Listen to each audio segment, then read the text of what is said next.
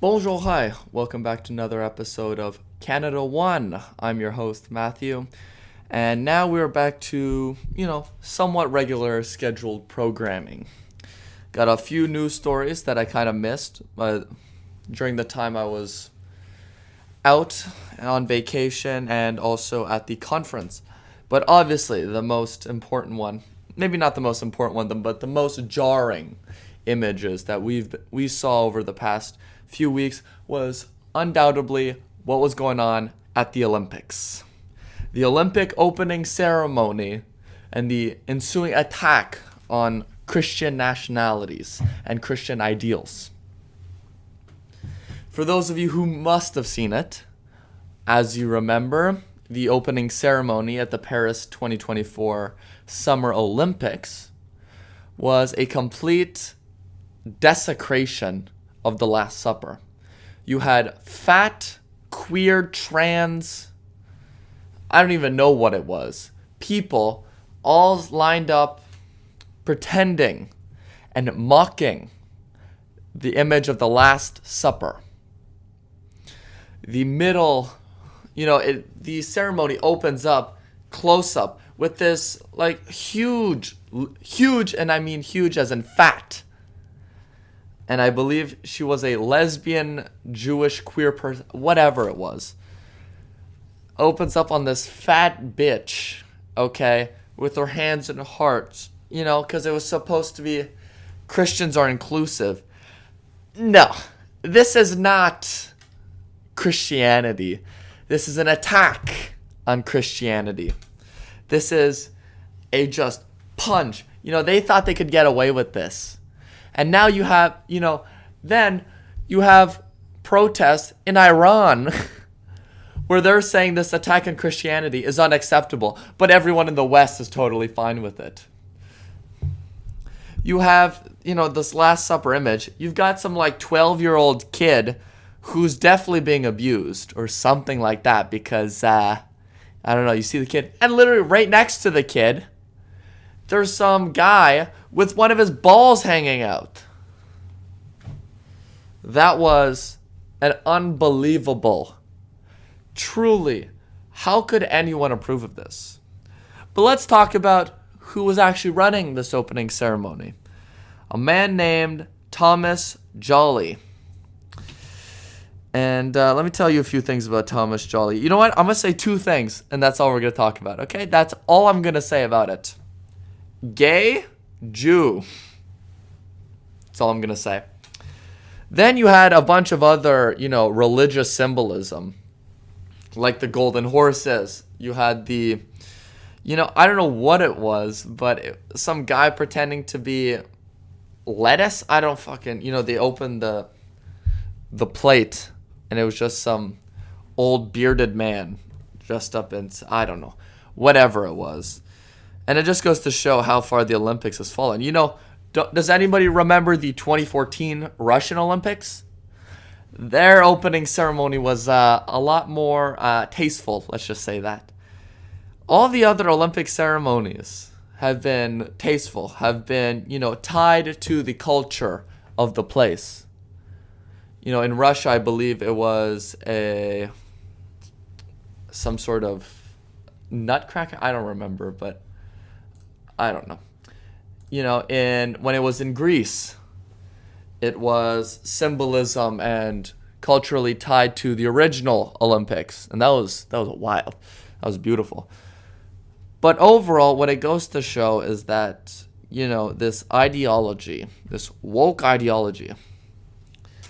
And again, I'm not going to get too into this because we have other more important stories to get over. But it just goes to show how far, France is cooked.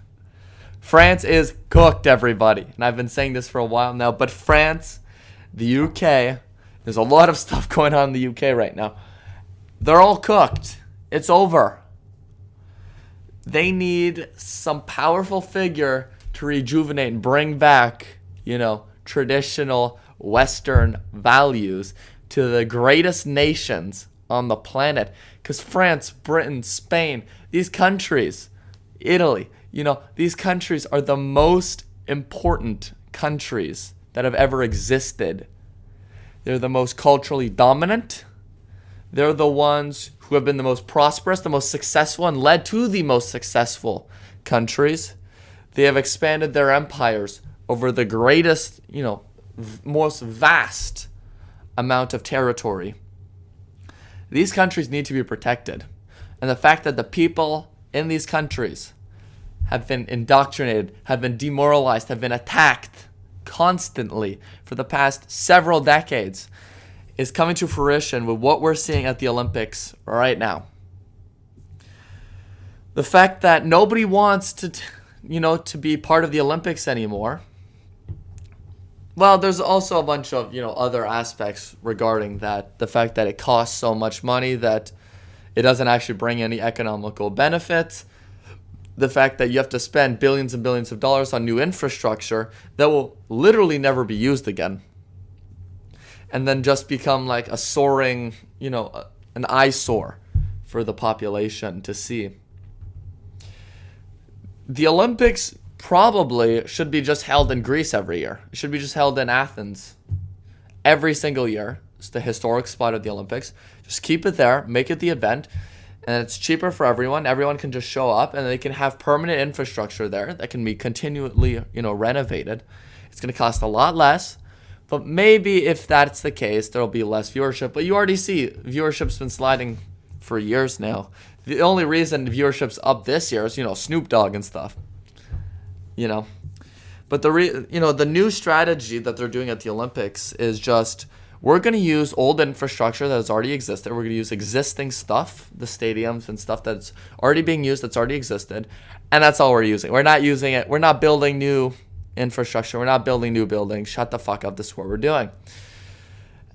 But the funniest thing I think about this Olympics was, I believe it was the triathlon, where they said that, guys, the Seine River, La Seine, is totally clean now. We've spent billions and literally they spent billions of dollars trying to clean up this, the Seine River for the Olympics, because historically it's been extremely gross.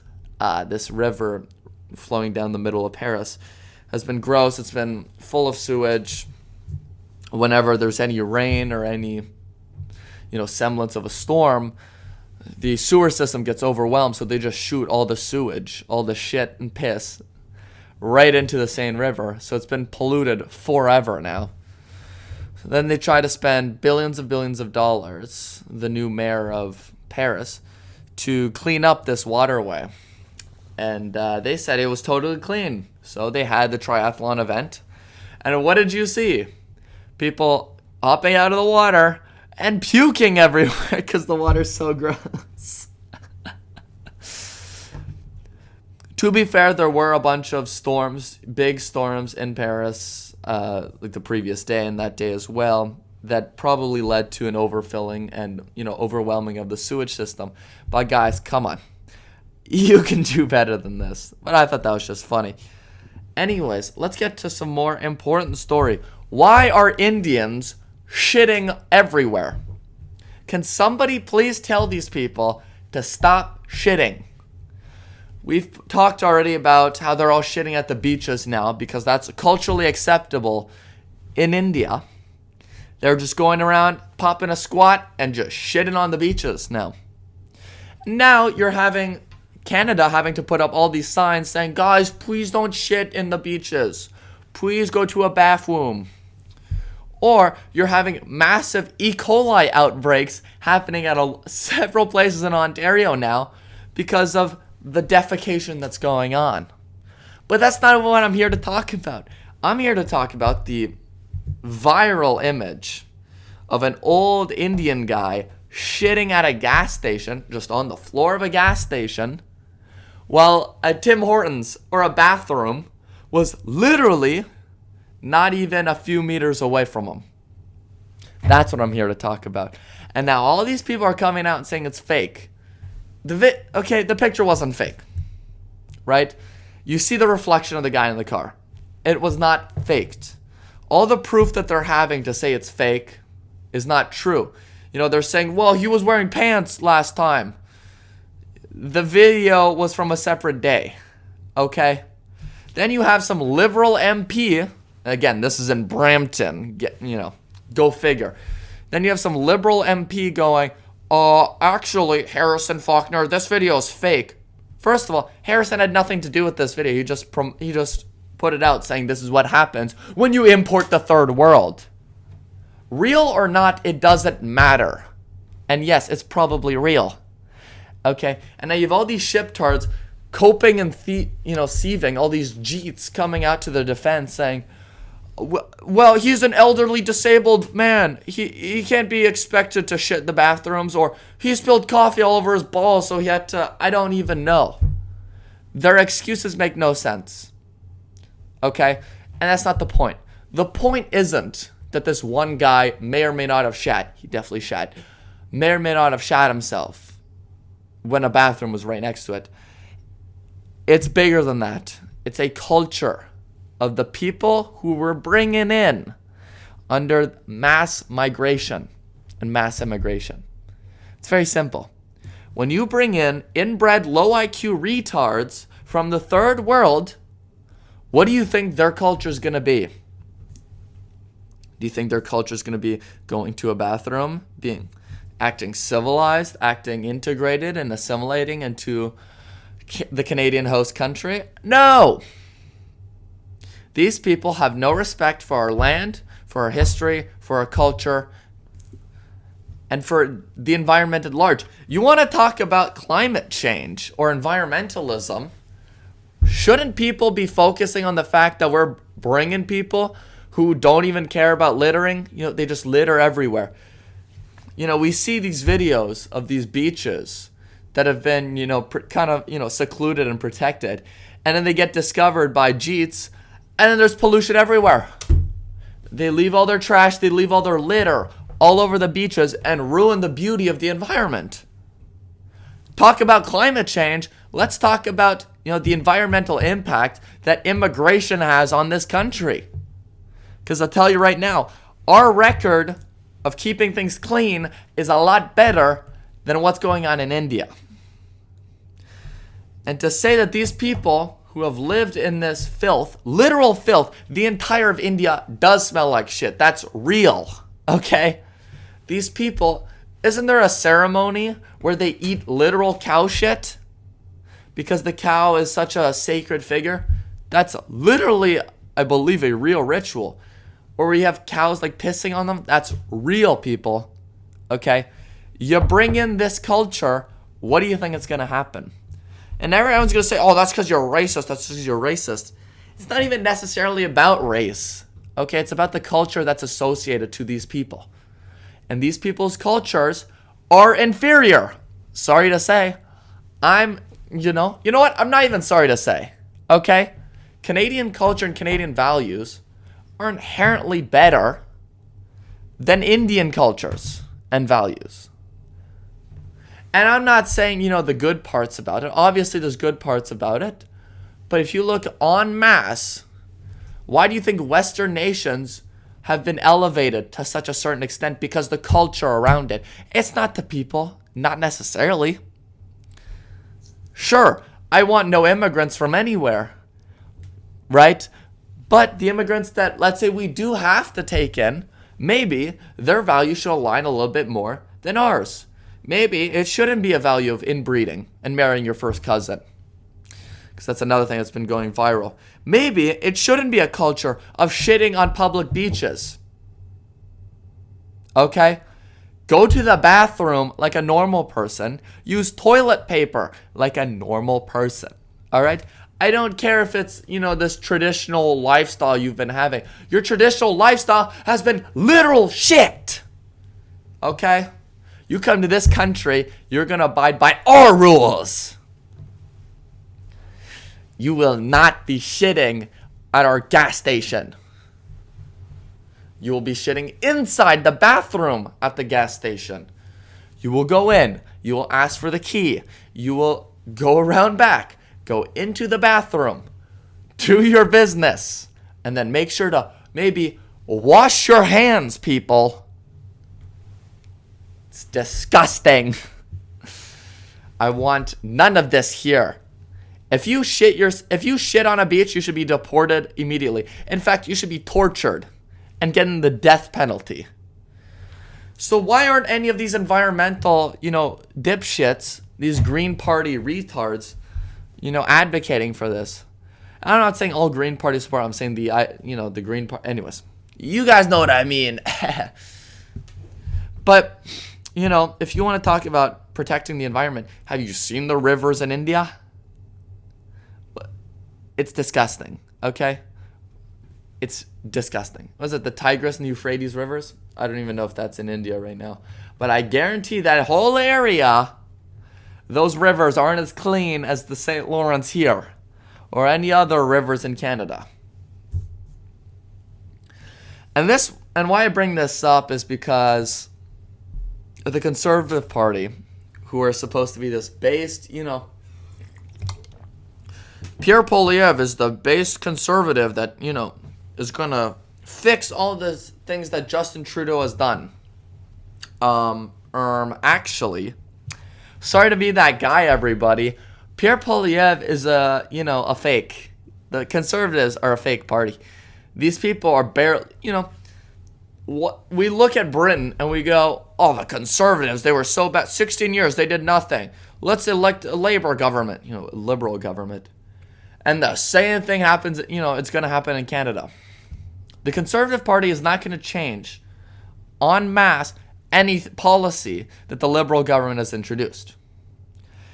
When Pierre Poilievre says we're going to reduce immigration, that's not what he means. He says he's going to tie immigration to housing. That has been his stated platform forever now. You tie immigration to housing, which I guess makes kind of some sense. But, when he wants to build and infringe on all the provincial rights to build more houses, and his total plan of urbanizing all of Canada, building massive new condos and apartment complexes, doesn't that make it seem like he wants to have more immigrants? Not only that, a video I thought was recent, my apologies for everyone who I possibly sped misinformation for. This video is a little bit more than a year old now, June 12, 2023. And he's talking to some student protests. A bunch of Indian students are protesting because they're not going to be getting their permanent residency, and they're going to have to go back, even though they knew their visa was temporary. Don't you understand that your foreign temporary worker visa is temporary? It's in the name. Even being a student, getting on a student visa, it's temporary. These visas are temporary. You have to go back when it's over. You do not get permanent residency because that is a privilege. It is not just given to you. It's not a right. It's not your right to come to Canada and become a permanent resident or a citizen. Nope, it is not. You are given the opportunity if you work hard enough, if you integrate well enough. And the government's been way too lenient on who we're letting in. So on one of these protests of around 700 Indian students who are protesting not being able to work back, this is what Pierre Poilievre has to say to them. I'm going to quote everything he said. Quote, "We have a worker shortage in Canada. We have a demographic problem. Our population is too old. We need 700 young people," talking about the protesters, "to work in our factories and in our hospitals and in our shopping centers." And he goes on for like 10 more seconds about other places that we need more immigrants working. "It makes no sense for Canada to send them back." We'll skip a little bit ahead here. "So shame on Justin Trudeau for trying to deport these students." And then here's the kicker, everybody. Here's the final statement. "Stop the deportations. The Conservatives will continue to fight for the rights of foreign temporary students." You're based conservative, sir. Immigration is the biggest problem. We are going to stop the deportation. Take it or leave it. You hate Justin Trudeau? Take it or leave it. We're not even going to deport anybody. Now, let's look at the other rhetoric of the other parties. Oh, the People's Party.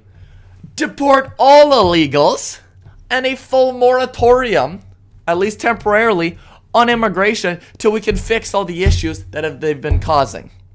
This social discohesion.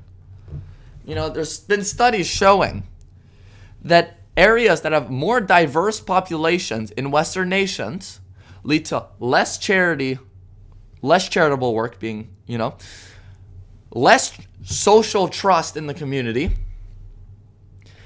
less interactions between neighbors and the community at large, and overall, a less cohesive and high trust community. These are factually, these have been factually proven, statistically proven. So great, this is what we're going to have. This is what we're going to have over the next 5 years when we elect Pierre Poilievre. Okay? We're going to have more immigrants coming. We're going to have more interference by the federal government into provincial and municipal rights, forcing them to build more housing and destroying the natural beauty of communities. You're going to have less deportations. Like the guy, everyone, because I keep want to remember, I want everyone to remember this. The Broncos Humboldt killing everybody. Guy killed 16, the Indian immigrant who killed 16 Canadians and then doesn't even get deported and gets his permanent residency back. And I'm still mad about that. I'm going to be mad about that till the day he gets deported. So we're going to get, and again, a lot of the things that he was saying in this, we have a worker shortage in Canada. Not true. Not true. Big businesses have been saying this for decades now. And the reason they say this is because they want a cheap, continuous labor pool of low-skilled immigrants who are not going to complain when they pay them unfairly, who are not going to complain when they have to work extra hours, when they get paid lower than minimum wage, who are not going to unionize, who are not going to fight for better rights or higher salaries. Nope. Not going to happen. So that's a myth. The worker shortage is not true. Ask any Canadian. Getting a job is impossible these days, especially as a young person with little to no experience. We have a demographic problem. Our population is too old. We know immigration does not fix the demographic issue. We know this. This has been another lie by the left and apparently now by the right in order to just bring in more waves of immigrants. Because not only are we not bringing in just young people, okay? Because under the new, Justin Trudeau's immigration policies, Mark Miller's immigration policies, you can bring over your whole family. If you're here, you can have family reunification and bring over your grandparents. Oh, these people are such economic contributors. Oh, they come here and they just get a pension and they stay on welfare for the rest of their lives. Oh, great. There we go. We fixed the crisis, everybody. And let's say you do bring in young people. First of all, a vast majority of a lot of these workers, are men. Where are the women? Are they not going to populate? But let's say they do, okay? When we see what happens with the birth rates, maybe in the first year you have a bump of birth rates, but by the time you get to that second generation, the birth rate crashes. And in fact, it crashes lower than than the host country's average population birth rate. So where's the proof? There's no proof. And like we saw, with Eric Kaufman and what he was talking about last episode, in order for us to, keep the demographics in check, we have to bring in more immigrants continuously and exponentially. In order for us to raise the birth rates, well, everyone's going, the birth rate's been declining. Birth rates go up when the economic situation and people feel confident in the future. It's very simple. Why was it that after World War II, there was the biggest baby boom in history? At least modern history. Why was that? Because the economic situation was perfect. Everyone had just got out of a period of hardship. People were extremely happy and excited for the future. So they had kids. And also, the values of Christianity were still intact. So by bringing in more immigrants, and therefore seeing the GDP per capita of this country on a continuous slide downwards. People are not happy, and people are not excited about the future. In fact, they're scared. Not only because we have a bunch of liberal propaganda saying that they're all going to die and all their kids are going to die, and that they shouldn't have kids to protect the environment because CO2 is the biggest killer on Earth. When you are not okay at your job and that your job is being literally you're being outcompeted by people in different countries who can do your job worse, but for significantly cheaper, you are not going to feel sound.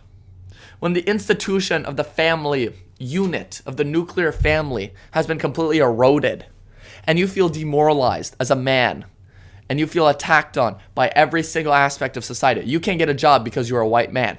You can't say anything because you're a white man. When all these things are attacking you, do you feel confident in having children, raising kids? When now you have people raising their white kids to not be racist because we don't want them to grow up racist or proud of themselves? This is why we have a birth crisis. Okay? We have to bring back Christian religious values in society.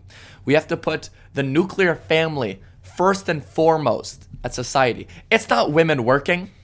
It is not getting an education. No, the nuclear family should be put forward first and only. All right? We cut immigration so that the spoils of the economy can actually go to real Canadians. Because these Indians are not Canadian. The vast majority of them will never be Canadian. Because they still have allegiance to their former country. When you come here and you don't speak the language, which by the way should be illegal. If you cannot speak the language, you should not be allowed to come into this country. And you shouldn't even be allowed to speak any other language besides English, French, and let's say a few native languages. Those should all be banned. All foreign languages should be banned. And I'm not even just saying Chinese or whatever, Mandarin or whatever, I don't give a fuck. I'm saying literally all other languages. Spanish, all these other languages, Italian. I don't care. You are in Canada, you will speak historical Canadian languages. And again, we like to attack Justin Trudeau, but that's so over. I'm so over with the Justin Trudeau attacks because we know he's a retard. We know he's out. Everyone knows that he's done for. And all these shit libs who are like still holding on to this idea that we can protect. No. He's done. Trudeau's done. People are fed up. But what's so odd is that nobody connects the dots. It's like, we hate Justin Trudeau. Oh, why do you hate Justin Trudeau? Well, he makes housing go up. What exactly of all of his policies has led to the housing crisis? Oh, I don't know. Immigration! All the problems are caused by immigration. It's not Justin Trudeau. It is immigration. Simple as that. Anyways, for the final story of today, I wanted to talk a little bit more about the economic situation in Canada, but more importantly, the state of the EV industry, the electric vehicle industry, because this has been, the darling of the government. Give them more money, because we're going to create clean, green jobs. Oh, how's that working out now? So there was supposed to be a Umicore factory built near Kingston in Ontario, which was supposed to be North America's first industrial-scale EV battery materials plants, where they would create at-scale cathode and precursor materials. All right, so it's like the precursor materials to ship them out to make EV batteries. Okay? This was going to be a $1.5 billion investment that was supposedly co-funded with the governments of Canada and the provincial government of Ontario. But they're not disclosing how much the government is paying for this. What does $1.5 billion mean, co-funded mean? Does that mean we're spending $750 million on these plants? Or does that mean, we're giving a few $100 million in tax credits? That's already too much. But why are they essentially canceling this plant? They're not canceling. They're saying they're temporarily halting construction in order to wait until the economic situation improves, which it won't. It won't. The recession is near, everybody. The recession is near. I'm telling you right now. What's going on in the markets has nothing to do with a recession. But it will cause, I believe, it will cause a ripple effect that will lead to a recession. Because if everybody starts to think that the stock market crash is because of a weakening economic situation, we've known the economy's been weak for almost a year now.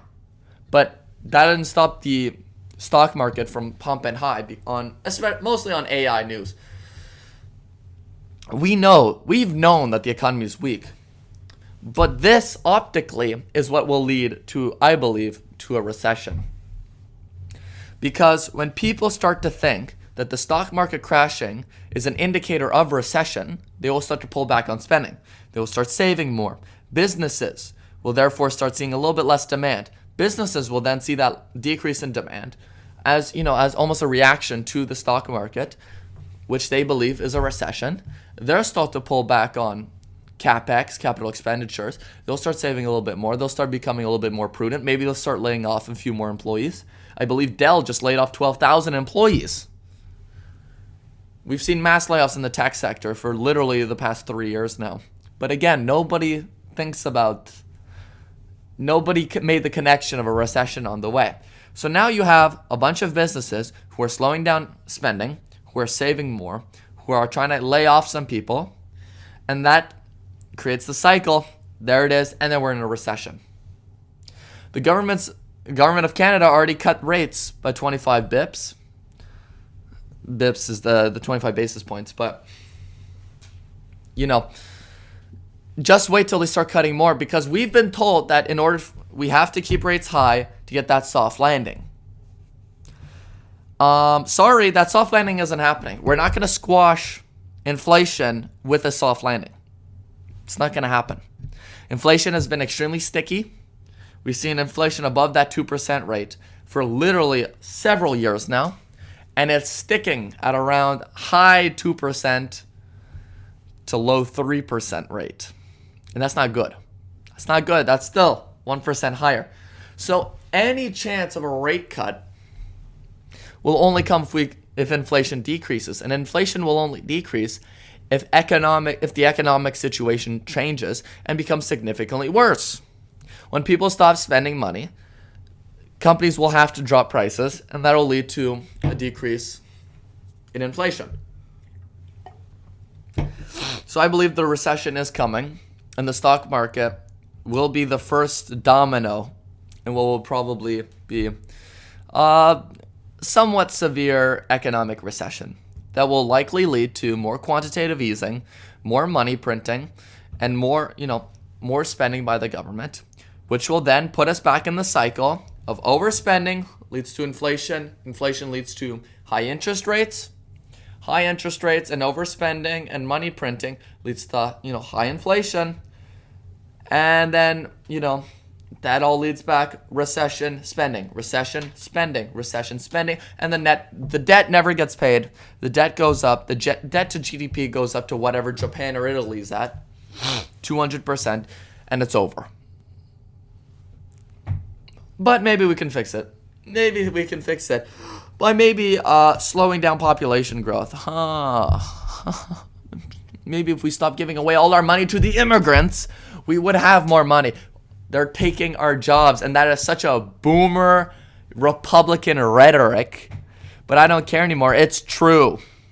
They are taking the job. And it's not just the jobs that nobody wants to do. That doesn't exist. There is no such thing as a job nobody wants to do.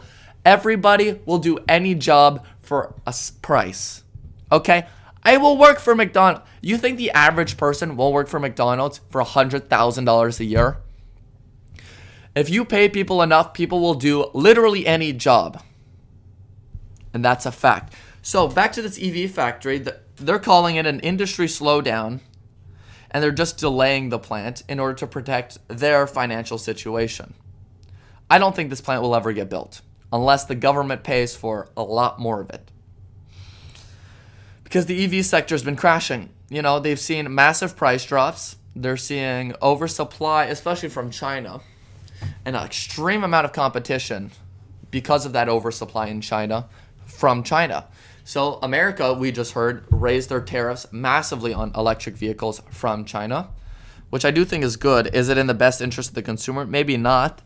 But also China is definitely not playing by the rules. Let's just say that. They're not playing on an even, soccer field.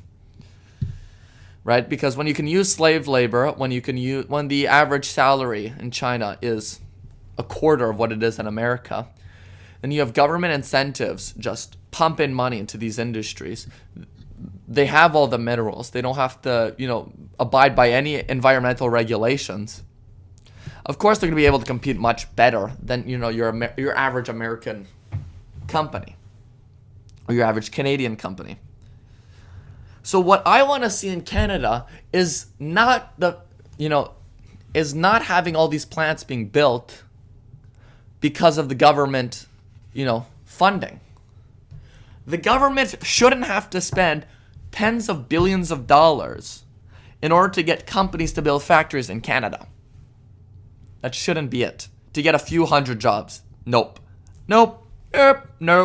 Cancelled. No money. Canada should just be competitive enough on its own so that businesses want to come to Canada. Take advantage of the labor pool. Right? Canada already has a lower average salary than America. That should already be one. And yet we have better infrastructure and we have more skilled workers and more, college graduated workers than Mexico. So we should easily have been the correct alternative for anyone who doesn't want to build in America. And the North American Free Trade, Agreement, NAFTA, or whatever the new NAFTA is called, was obviously a terrible deal for America. It was a great deal for Canada and especially a great deal for Mexico because all these car companies were able to offshore all their jobs. But it was a terrible deal for America. However, living within this framework of this agreement, Canada should be the natural alternative to America for higher tech, higher needed skilled, factory work compared to Mexico. Because yes, you can get very cheap wages in Mexico, but we have better infrastructure, we have better employees. At least now they're all Indian, so we're even losing that. But it should not be the government's job to pay these companies. The government shouldn't be paying Umicore, shouldn't be paying Volkswagen or Stellantis billions of dollars in order to get them to please come build our factories here. No, we should have a low tax environment where companies should want to come to Canada and invest. And, I don't want to sound like I'm glazing or anything, but the People's Party definitely wants to cut corporate taxes, wants to cut income taxes, and wants to allow more free trade to happen. Anyways, we need to stop immigration. And that's all. That's what I'm going to end it at. Thank you as always for listening. Keep Canada first, keep CanadaOne, and we'll catch you next time.